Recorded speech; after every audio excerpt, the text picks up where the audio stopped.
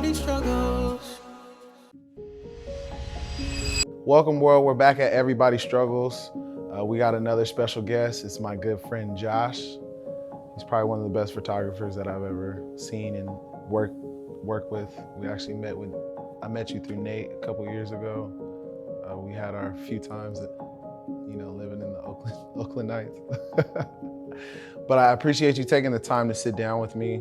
I know a good amount about you, but if you can tell the world a little bit about yourself, who you are, where you're from, and what you're currently working on. Yep, well, my name's Josh. Most people call me that, I go by that. Right now, I'm in a massive transition where I put down the stills camera. I actually sold it. It was my darling that hurt really bad. And I bought a video camera because that's what that's what I really love. And I just figured I had to kill my darlings to go there with it. So right now I'm working on the very basics of video production. I think I can make a cool image, but when it comes to moving a camera, understanding sound and how other shit with editing and movement works, I'm not there yet. I'm like rookie, but I kind of enjoy it right now. So other than that, I'm putting together a photo shoot in June that I've done and then failed at 2 or 3 times and put a lot of money into it. And so it's actually going to be video, my bad. But yeah, so I'm just putting that together and trying to figure out how the 1s and 2s work, getting people in very uncomfortable, precarious situations to do things that are that look very strange, but the message that I hope it says is better than that. I think I remember you hit me up about the Oregon one, the hotels. Oregon. Oh yeah. So basically we did something like that in Reno with these models, and one of them was a stylist, and they're like they're into some weird shit, but that one was cool because I just got to, for 8 hours, I did whatever the fuck I wanted with people walking around the streets. And then we went down to the actual lake. That was really beautiful too. All right. So tell us a little bit about, where you're from and where you are now currently. I'm from Kentucky. When I grew up there, it was just a regular steel mill town, hospital, a hotbed, but somewhere between my 18th birthday and 22nd birthday, it became nationally ranked for like a decade. The number one, it had the highest per capita, highest percentage of opiate addicts in any city. Wow. And then it also ranked top 3 in obesity too. So they were like winning 2 really cool awards. So you got like these really fat people, no gyms, that are all addicted to like Oxycontin and Lortabs and hydrocodone and eventually fentanyl. Some of my friends rode that train too. But when I was growing up, it was just mainly just like them doing the drugs. It wasn't everybody, or in some words, everybody doing the drugs. And so where I'm from now is no longer a steel mill town. One of the hospitals shut down. The other hospital that was making the big bucks got busted for some illegal shit. So it's just in a very interesting state, that you have this beautiful, well, some people wouldn't call it beautiful. I find very interesting redneck culture, but you have that, but it's being like violated by this thing that's like this silent criminal, because you don't smoke it, you don't shoot it up, you just swallow it. Right. And so it's really invisible. All right, so how was it growing up, steel mill home with your family, and then actually coming, to California? So there's really only one thing I was worried about when I was like, how like when you're in your young than elementary years, you're not really worried about the rest of the world. So I would say my only caveat, it was a happy life. My dad's a nephrologist, my mom's a retired nurse. It was a happy life. It was cool. I just really fucking hated watching the goddamn fucking television, seeing all this cool shit like cities and beaches. Right. And here I am in a goddamn little ass town where people ain't got no goddamn Lamborghinis or any of that, and they don't dress like it's cool, and there's just nothing visually cool that I see on TV happening here. Right. And so there was always this drive to like, let's go somewhere for those 2 weeks of the year that my parents were on vacation. Please do not take me anywhere near trees, And so it's like, that was really it. But then like this thing called South Park happened, which was really funny. Like I don't have a problem with the creators of this show. I agree with them. However, you know, stupid people do stupid things. So like, you know, the show Cartman is the comic foil. He is not to be serious. Or if you're stupid, he's a role model. So like, you know, me being Jewish and then the Kyle character being Jewish, you know, the joke was always Cartman's racist, anti-Semitic, but from where I'm from, the people thought his jokes were the funny part. And so, you know, it was really interesting, like thinking, you know, my best friends from like here all the way to now were always been, were there. Well, I mean, they're always going to be black because you can't be black and go back again. But basically, like, you know, from my early age, I knew what the fuck racism was. I knew parts of your history and my history. I knew what the Holocaust was. It was kind of hard to believe that these people were walking around thinking, well, Jesus was born, then the world happened, then people lived in caves, and then they live here now, and then they invented the TV. and then basically, like, so like in 6th grade, they learned about the Holocaust. And it was just interesting that like, oh, now we're going to draw swastikas on doors. Now we're going to put it all over the desks. Yeah. Now these Holocaust jokes are really funny. Hey, what's in the oven for dinner? Guess what? A Jew. You know, it's like, you know, basically like, you know, it was amazing like watching that. And so like my emotions sort of like, it was just interesting. Like, you know, it's interesting how like you can be exposed to nothing that's like wild, but somehow instinctively want to cut yourself. You know what I mean? Like that's like the really interesting part. Like, why is pain or these self-destructive tendencies, these really like somewhat relieving things that they're not really relieving, but you know, so basically my life from like this little kid, I just want to get out of the fucking sticks. I want to go watch Allen Iverson play basketball and see Arnold Schwarzenegger. Those are my 2 desires, you know? Good desires to have. Exactly. You know, my first basketball game in Philadelphia, he got stuck behind us in a Lamborghini. Great, like, you know, coordination. But then, you know, you move into this world now where, you know, there's anti-Semitism and racism and these people who can't really understand what a Jew is, even though their savior was Jewish. You know, yeah, that was interesting. And so I developed this like steadfast hate for white people, even though my skin is white and I live in a place full of white people. And then basically that my childhood was everybody else singing along to every single rap song while we were in history class and the N-word and all. And I'm in the back corner listening to Panther Power by Tupac or Blue Steel in the Hour of Chaos. Right? Yeah. That's so dope. All right. So, and that's one of the reasons why I wanted to interview you, because like you're like an interesting, awesome, fun person. Like, you know, we've hung out so many times to the point where, you know, me, you, and Nate just we click, like we have such a good time. But the next question I wanted to ask you is, we're gonna dig a little deeper into Josh. What's the hardest thing that you've ever dealt with? One actually happened 2 months ago, and then before that was probably like 10 years ago. So, y'all ever got anybody pregnant before? All right, you know. So, no comment. Yeah, so basically, like that's an interesting one because there's no easy way out, right? Like, number one, a miscarriage isn't an easy way out. That's kind of tragic. And then you got the abortion. That's a hard one. And then having the kid, that's another hard one. And staying or leaving. All right, 5 ways that you could deal with this situation. And none of these say fast cars and beautiful women and no problems. All right, you know. And so it's like I don't see any of these leading here.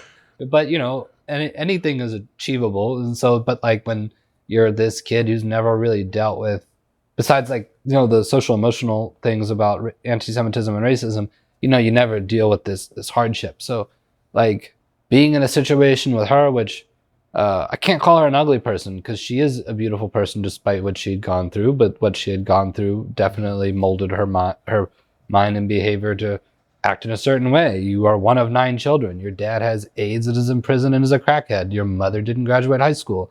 There's child molestation going on in your family with your family. You know, you've been raped. Your mom didn't care. You know, it's like, so when you watch this person enter this space with this guy that, you know, she loves, and I love her too, but like she don't know how to express it, and this might be her ticket to never go back to where she went.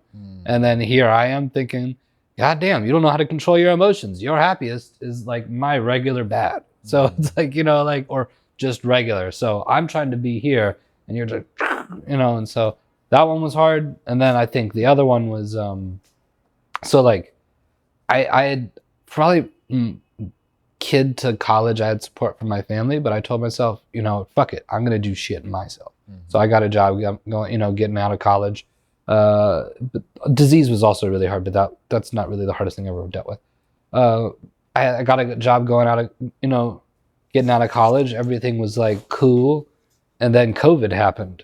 And I think it does relate to my disease. I have an autoimmune disease that when I was like in my early 20s, shut my body down. And it was just weird watching like there's this seminal moment where like you're in the last year of college, you're graduating, and then everybody's getting their jobs, and here I am in this lock right here on a bed on the drugs because I can't fucking like deal with the pain. And so COVID sort of did that again, where I felt everything that I built just went like, I lost like $7,000 in 1 month of cancellations. And so it's like all of that powerlessness of like, I'm going to get out of college and get a job and move to this city. And then it's like, oh, wait, you can't sit down anymore. Sorry. It's like, stuff like that. So that happened again. So throughout that year, I wrote this short film and I was like really excited to do this. And then all of a sudden it materialized and I got my actors. I got everybody to say, hey, we're going to jump on a plane and we're going to go to Kentucky and we're going to make this fucking movie in this drug-ridden, infested steel mill town that looks like LA on a bad day. And so, without the cars. And we're going to go here and do it. And while we're here, one of my close friends just starts fucking acting up, right? And everything is going wrong, but we fucking shoot it and we finish it and we got what we wanted. And the morning we're leaving, we turn on the hard drive with the movie and it doesn't turn on. And it was a week of shooting. And so we're like, well, you didn't drop it. I didn't drop it. So I would say like the 2 months that followed that, I had never been more suicidal in my life because I had felt that like everything was ripped under my fucking feet. Then I make this thing and now that gets ripped under my feet. And I want to make movies and here I am with nothing to show anybody. And so it's like, I have these photos, but that's not where I want to go. And it's like, I don't have it. And so that was really difficult to deal with. And then in time, I balanced back. The hard drive turned out to be 100% unrecoverable. But yeah, so my friend only formatted 2 of the 4 memory cards. So we have 75% of the movie. We only have to reshoot 1 scene, I think. But one of the people in that reshoot scene was the person that was my close friend causing lots of hell on set that her husband sabotaged the relationship. Yeah, so it's gone. But that was probably the hardest thing I had to deal with recently. And then there was the whole pregnancy thing. That one wasn't easy. So dealing with those 2 things, I wouldn't even say 2 things, but just dealing with that life within the span of like a year, how did you learn to overcome or live with, those situations? I'm not going to say it's perfect, right, but I have incredibly strong impulse skills. So like I might suck at watching what I say in general environments. I tend to be very off-putting to people, but I might not do that. But when it comes to impulse control, I'm like pretty savvy on that level. So it's like I can feel terrible and I can be there. I can feel it. But my wrist, the blood beating in my wrists. Like I can be at that moment, but I just don't. And so it's like I don't go there. And so I also I'm in this entrepreneurship group, right? And the class is more about human behavior. And this asshole fucking locked us in a fucking mansion in Tahoe with thinking we're on a retreat, and he turns it into a trauma workshop, so you have nowhere to go. So I learned some skills in these 2 days locked in this cabin dealing with the demons. So it's like I would say from like my conflict resolution skills internally, and just sort of how I can process my emotions and then filter them into things that are healthy or not necessarily unhealthy, but not like drugs or anything like that, like going like on binges. So like I think that's what sort of helped me, is that my ability to process my emotions from what I've learned, and then my innate abilities to do so. So it's like I'm always like, you could say it's like Peter Pan, man. I'm on the plank on the goddamn ship. But I know how to turn back around. I love it. All right. So the next question is, what are some of the life struggles that you had? Like had or have? Have had or still going through? I think like fear of missing out is a terrible. I have that to the core. You do? Oh yeah. You sure? Oh, I hate missing out on shit. You mean to tell me when you're living in an apartment and you hear a parade going under the street, you don't want to go there? All right. All right. So basically it's like, I have this issue with comparison, man, and feeling like I have to be doing something. That's like, I guess, a correctable non-chemical thing that can be dealt with. That's like, I struggle with that, because it's like, to be an artist, I need to be present and observing the person in front of me and being in that space. But if I'm comparing and creating these falsehood stories in my head, that really fucks up my shit. Right. And so, you know, sometimes when I get a couple drinks in and I go into like a fun shoot, not like a professional one, that helps block and dilute some of the voices. But like, I think like chemically, I have like really bad ADHD and OCD. Not like, oh my God, I'm losing my attention, I have ADHD, but not like clinically. Used to be heavily medicated for it. And it's not that like I have squirrel moments, or it's like this motherfucker's talking, and then this mother. I hear everything and I can't decide, and things are pulling me away from what I want to look at. So it's like, I'd say the struggle is sort of like having this massively detached imagination, mind, and emotions, and then this thing called attention and unwanted thoughts. And so it's like, I can be really fucking drunk or stoned, like, I mean, like beyond my abilities, right? But inside I'm like, okay, I'm done. I want to sit down. I want to write. It's cool. And then I feel like there's a balloon inside of my body going here, like, you know, and then, or the alcohol making my body spin and spin and spin. I'm like, okay, all right. I would like to go and do this photo shoot, write this thing, or go for this walk. I can't do this right now. Are you done yet? And that's like 6 hours later, you know? And so like, that's like hard for me, right? Is having this massive detachment in here versus like where I want to go. So it's like, I feel this compulsion to talk more. I don't want to talk more, but my mouth is moving. Right. And so that's what I deal with. So what did you do to live with it and basically learn to overcome it? Prince. Well, who else? Who else are these motherfuckers? Like DMX, where it's like, rest in peace. Yeah, I love that guy. All right. But it's like when you look at these cats who are just like them, right? And they learned how to be them and function within the space. It's really, really hard to like, because like I'm around some really socialite people who perceive energy as this thing that they either want to be around or don't want to be around, and they could be swayed and they just do, and they don't get that I need some sort of pre-programming, and that I'm always dealing with these internal winds that are blowing me around, and they might think it's too much. And so me having to like, to do a regular situation, have to like process and figure out how I'm going to be in here. I can't just fucking take a walk and walk in unless there's an intent, because I did that for here because I didn't want you to have the filter. But like when I go into a photo shoot, I swear to God, it's like a Kamehameha when like Goku's like this little big, like 2 hours, I'm giving you everything. After that 2 hours, I'm done. I have lost all of it. I need my fucking food and my nap, because I'm done. Like I was on this shoot with this realtor.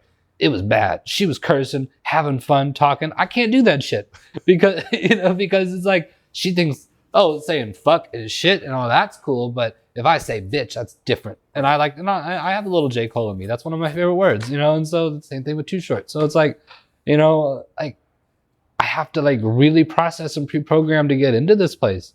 And the weirdest thing, my most normal, calculated, level-headed, natural demeanor is when I enter a sex club with the most scumbag predatory of men, hilarious transgender prostitutes, and then these other people from like these transit centers of life, like, oh, it's 2 a.m. and I just left the fucking fundraiser for my corporate job with this, my gay best friend, and I'm walking in here. It's like all these different people. When you surround me in this cesspool of like the most honest character these people have, I turn into this just like regular person. Like it's just like, hey, what's up? Wow, the way you're crossing your arms and your shoulders, that's not happening. We're not interested in each other. I'm gonna go this way. I could read all this body language and then like look at all this stuff and read eyes, and it's like, wow, I'm a human. And then I can walk out, and about 45 minutes later, when the whatever it was wears off, I am back to like 10 voices in here, this thing I want to do, but for some reason I can't do it. And then this one unwanted thought, then fear of missing out, and then my dog coming in like, motherfucker, feed me. It's like, it's like, that's the struggle. Yeah. And it's crazy that you deal with that, because it's, when you said you're hanging out with, that group of people, those are probably like the most authentically people that are themselves, like 100%. But the next thing I wanted to get into is, what are some of the daily struggles that you've had, that's holding you back from your fullest potential? Ego. And not ego like Kanye West ego, where it's like I'm better than somebody. But if you were to define ego as your perception of the world being the one that is correct, and that things are just here to either prove you wrong, or not things aren't here to prove you wrong, but like your perception of the world is the one that's correct, and nothing can tell you any different, and what you see in front of you is what it is. Right. So that I struggle with that a lot. And that might not be like an emotional thing up front, but it definitely is for me, because for me to combat anything that I'm feeling in here, I need to have a healthy sense of what's going on around me. And so it's like I get in these trips where I am curious about people, I am trying to be proved wrong, but for some reason I get in these pockets where I'm just in these circular spells, and this is what exists. And it's a struggle for me, because I don't have a 9-to-5. I run a business, and like it is highly dependent on my ability to work with people in the healthiest way. If you're paid $80,000 to be an asshole boss because all you have to do is dole these tasks out, you don't need to worry about being an asshole. This might work for you. But if I am interested in shooting a corset brand or a store that sells sake, and we need to start a relationship, I need to be a people person you love. And if I'm throwing my fucking assumptions at you, I'm turning you off. And I'm dealing with like heavy hitters sometimes. And so it's like their time is money. And so that's what really I struggle with, is breaking my perceptions of things and then figuring out how to deal with that from there. And then the other side of being so compulsive and not paying attention to things is I can go 12 hours and then realize I haven't eaten or drink any water. And my body, and I'm just like, click, go. And it's like a car that won't start. It's like I just hear the engine trying to go up, and then it just falters. And so it's like I don't take care of myself. I get so wrapped up into this canine style thinking, like my dog over here. I just get in these spells and I just completely forget and go and not realize the impact I've had on other people, the impact I've had on myself, whether I need to eat, and I just stay in these fucking like achievementless ruts for long periods of time. Then I read a book, I eat, and then an idea that's valuable comes out whole. So because you spoke on the ego aspect of it and working with other people, what have you done to like overcome it or learn to like work with people a little bit better? It's like thinking with the process of elimination. So like two things that I learned have worked. I don't do meditation a lot, but like the whole breath exercise of like breathing in through your nose really deep, then exhaling like you're pushing your breath through a straw. That one, and counting, that one works. But reading is strangely an interesting training exercise, because if I have to focus on this boring ass off-white piece of paper with hundreds of words on it and no pictures, like it takes a lot for me to do that. And then know that there's like 2 inches left of this motherfucker. You're going. You still trying to figure out how you're gonna get through it. Yeah. Well, I'm from Kentucky. We are illiterate, so this is even bigger. But basically, it's like reading, the breath thing, and then consistency. So like, I am who you're going to think I am when you first meet me. I generally like give people the impression that they believe that they wanted. I like to entertain, but like, if I do something over and over again, I get better and better and better. I'm like one of those old school sponge dinosaurs in the water. You know, just give me some time. And so basically I've learned that repetition works. Doing it over and over and over really works. So if I like haven't done a photo shoot in a couple weeks because of COVID, and I do that photo shoot, like 75% there. Right. But if you give me 3 photo shoots after that, not only is it artistic, you don't even feel like you're getting shot. We're just talking and shit. We did that. Yeah. When you were talking to me, I was like, oh shit, pictures are nice. Yeah. It's a repetition with the ego thing. I just gotta be out there doing it, but it's hard because of COVID. Because I live in the Bay Area. They are. I'm on TV, man, so I can't say that. Can't say that word. I've heard a few things. Yeah. All I can say is it is April, and they opened the restaurants by my house for indoor dining 1 week ago. All right, so it is like meeting people is like the mentality of the Bay Area in the sense of like no new friends. I have my circle. Don't fuck with me. And if you want to be in this circle, somebody in this circle needs to know me. You know, and so it's like that plus like the socialization being closed off because of the pandemic. It's really hard to get that. So I get very angry and very emotional and very frustrated because it's like, I want to go, I want to do. Not because I want to obtain certain things, but I want to be, I can't say normal, but I want to have somewhat of a normal life. Social aspect. Yeah, because I tend to be somewhat weird, but I've learned to accept that. If Prince can walk around a party in purple pajamas and tell Tracy Morgan to get the fuck out, and and still be loved, I think that we all have something we can aspire to, right? You ain't lying about that. Yeah. So given that you've been through all the things that you've been through, what's your outlook on life now? I think I love people more. The human factor. What? The human factor? Yeah, because like I used to hate white people because of like, you know, like here you are, you know, like I tell too many stories, but just I hated them, right?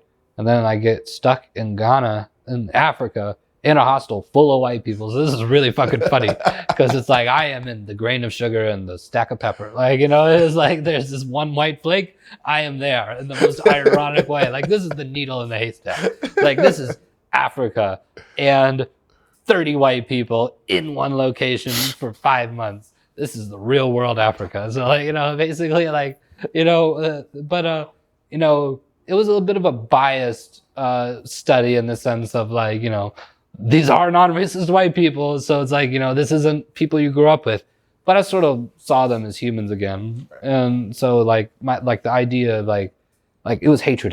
It wasn't like, oh, I hate him, but we hang out. Like I hate him. And so it was like that was like big for me. And so like this whole learning how to love humans, despite the thing I deal with now is like, I want to live here with you. But so many people want to live in, I don't have my phone on me for that person. They want to fucking live on social media. And I get off to like real character. Like when I meet people who like you, like just going at it, you know, like, but when I meet someone who like, you know, is putting on this front, like I have to learn to love them.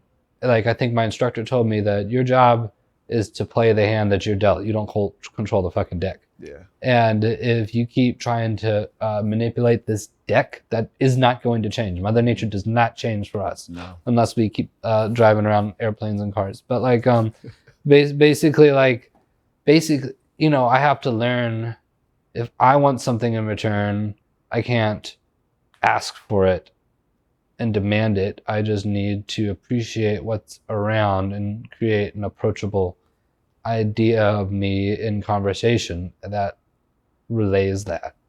And so having to really love people, not to say I love people, but to like look for the things that I love, even in the bad. And I think growing up in buttfuck Kentucky helped me that, because it's like, oh, I can love you even though you and I completely disagree on some key issues here, but I can still recognize you're a really good parent, or I can recognize that you're a damn good nurse, or a damn good doctor, or a damn good truck driver, or like, that you're not all bad.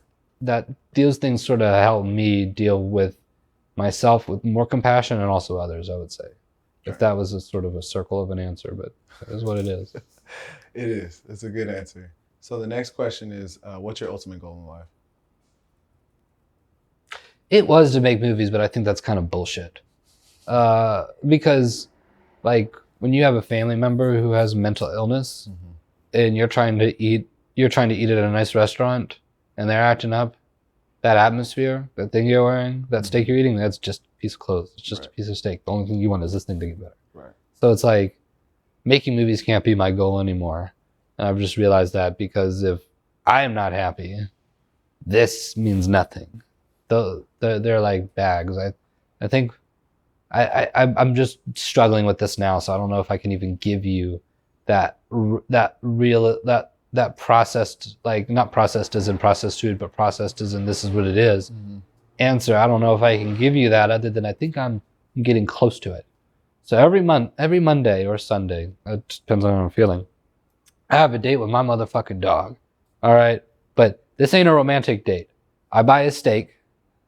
I buy a cigar, because I like cigars better than like weed and liquor, because it's that little 15-minute window of a buzz that just goes. I can get back to what I want. And I watch a movie. What's nice is not the cigar, the steak, or the movie. What's nice is that I am happy with all that I control. My house, or my room that I live in, and my dog, and that's it. And the fact that I can eat. Right. And if I reduce all of the FOMO variables of the cars driving by, the beautiful people, the sets that I want to design and manage on, if I eliminated all those and I am only happy with this right now, that is dependent on nobody but me, I think I've achieved what I want. So now, how do I do that on a bigger scale? I don't know yet. That's a good question. Like, because you have to remove so many superficial barriers that we want, that could be healthy or unhealthy, but like, I don't know yet. Right. So I don't know. I mean, there's nothing wrong with that. That's a good answer, because I mean, I feel like it's more living in the present and just kind of seeing what happens. Yeah. So my last and favorite question is, it's if you were to give someone advice that looks like you, or that has been through some of the same experiences as you, what would you tell them? Don't try to predict the future. All right. That's like the most selfish, biased assessment of something you can't control ever. If you fall in love with this thing of things that don't happen yet, just evaluate what's right there, and not what happened, but just what's right there. That's what I would say. Because I can't tell you to avoid certain things that I did, because they shaped me for what I am right now. So it's like, the things that I just told you I struggled with, can't wish they didn't happen, because they give purpose. No, they give power to the purpose of whatever I can drive later. So it's like, can't really love somebody until you've like dealt with their shit. You can't really understand movie making if you don't know how to find a better hard drive. You can't just, there's so many. So I would say, play the hand you're dealt, bro, and do not try to predict the future. That thing sucks. Ain't nothing wrong with that. Yeah. Well, I appreciate you taking the time to sit down with us, talking to us about your story and the things that you've been through. It was very eye-opening, and I learned a lot. Make sure you follow Josh on his journey. And if you have any comments or questions, make sure you put it down. Thanks for coming back to Everybody Struggles. I just want you to know